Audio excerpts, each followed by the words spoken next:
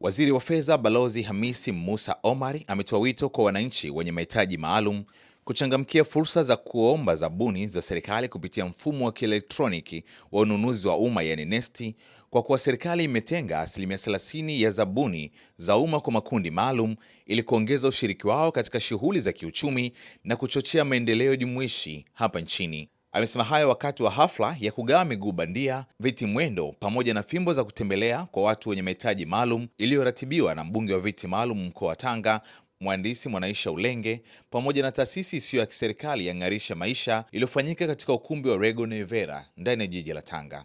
Balozi Omar amesema serikali inaendelea kuweka mazingira rafiki kupitia sheria na kanuni za ununuzi wa umma zinazolenga kuwawezesha wazawa pamoja na makundi maalum kushiriki kikamilifu katika zabuni za serikali, akibainisha kuwa zabuni zenye thamani hadi ya shilingi bilioni 50 hutangazwa ndani ya nchi ili kuwapa kipaumbele wazawa, huku hata zabuni zinazotangazwa kimataifa zikiendelea kutenga asilimia 30 kwa makundi hayo. Lakini vile vile ili serikali iweze kuendesha mambo yake, kuna eneo kubwa, fedha nyingi zinatumika kwa ajili ya manunuzi ya bidhaa na huduma.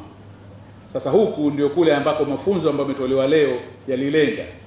Jamani, serikali mara hii kwa mfano katika matumizi ya kawaida imepanga kutumia shilingi trilioni 14 kwa ajili ya ununuzi wa bidhaa na huduma kutokana na bajeti ya shilingi trilioni 62 ambayo imeidhinishiwa na Bunge. Kwa matumizi ya kawaida ya trilioni takriban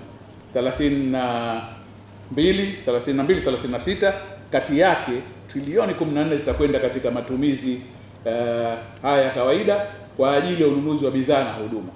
Sasa matumizi haya maana yake ni kwamba serikali inarejesha huku kwa wazalishaji, watoaji wa huduma ambao serikali inazihitaji. Na maana yake ni nini? Maana yake hii ni fursa kwa wale ambao wanazalisha bidhaa ambazo zinahitajika na serikali, wale ambao wanatoa huduma ambazo zinahitajika na serikali, ili na wao serikali iweze kuwalipa kwa zile bidhaa na huduma zao wanazozitoa. Sasa fursa hizi zisipojulikana, watanufaika wengine, lakini sio sisi ambao tumelengwa, na kwa hapa Tanga pengine sio nyinyi ambao mmo katika ukumbi huu. Kwa hiyo Mheshimiwa mbunge wa viti maalum aliomba Wizara ya Fedha ije kutoa mafunzo. Mwenyewe anazungumzia asilimia 30 katika manunuzi ya umma ambayo imetengwa maalum kwa ajili ya kufikia jamii yetu, kwamba hii lazima kuwe na kuna kitu inaitwa local content, kwamba hii lazima ibaki kwa wazawa.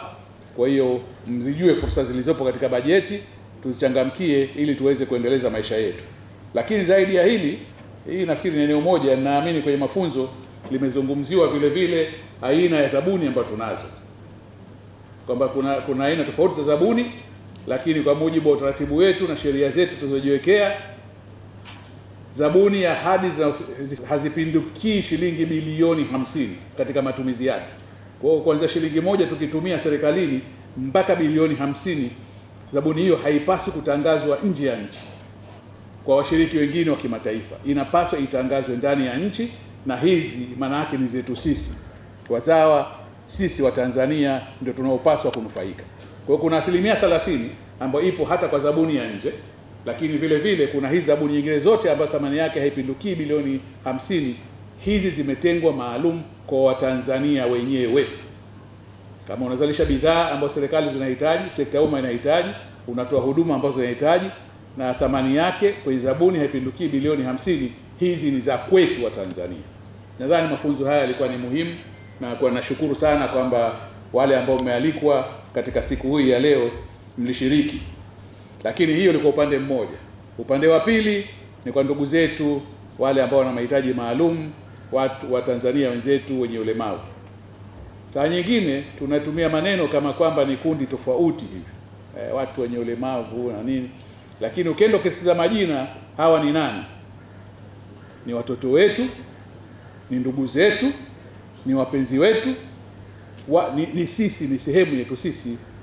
Katika nyumba kutakuwa na mtu mwingine ana ulemavu, ama pengine hasikii vizuri au masikio yake ni mazito.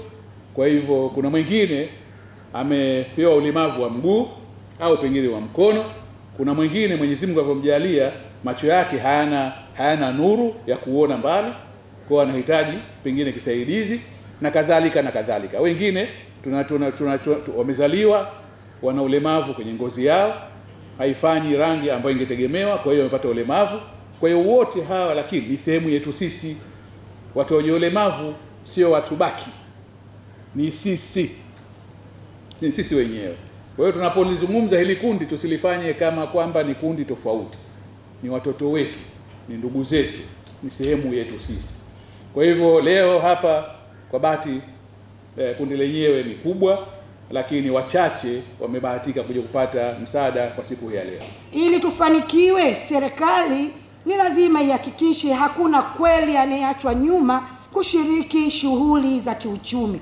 Ndiyo sababu tuliona kuwasaidia ndugu zetu wenye uhitaji wa kutembea kwa urahisi miguu pekee haitoshi, bali kuwapatia mafunzo ya namna ya kunufaika na sheria ya 30% ya manunuzi ya umma ili waweze kushiriki kikamilifu katika shughuli za kiuchumi ni jambo la msingi. Mheshimiwa Waziri wa Fedha, Dira ya 2050 imeweka kipaumbele kikubwa kwa ushiriki wa sekta binafsi kama injini kuu ya ukuaji wa maendeleo kwa uwiano wa 70% kwa 30%. Na leo hapa tumewezeshwa miguu 100 yenye thamani ya shilingi 150 na viti mwendo 30 vyenye thamani ya shilingi milioni 18 pamoja na fimbo 25 zenye thamani ya shilingi milioni 2, kwa pamoja kuweza kufikisha thamani ya milioni 170. Kwa hakika si mchango mdogo ambao The Kamal Group of Companies imeweza kutusaidia mkoa wa Tanga kupitia Kamal Foundation. Maendeleo ya jamii yetu, na niombe sana jamii nyingine iweze kujitolea zile asilimia za CSR kwa jamii ili endelee kupata ushirikiano na faida iweze kurudi kwa jamii. Kwa namna hii, Mheshimiwa Waziri wa Fedha, ni namna ambayo inapelekea kampuni mbalimbali kubwa kuweza kupata ushirikiano kwa wananchi, lakini ndio lile lengo mnalolitamani la kuhakikisha zinatimiza zile 70% ifikapo 2050. Pamoja kwa ushirikiano kati ya serikali, sekta binafsi na wadau wote na maendeleo, tutaendelea kuwahudumia na kuwawezesha watu wenye ulemavu na wazee wetu ili waishi maisha yenye heshima. Kujitegemea na matumaini, Kamal Group na Kamal Foundation tunaendelea kujitoa kwa dhati katika safari hii ya kujenga jamii jumuishi yenye utu na fursa sawa kwa wote.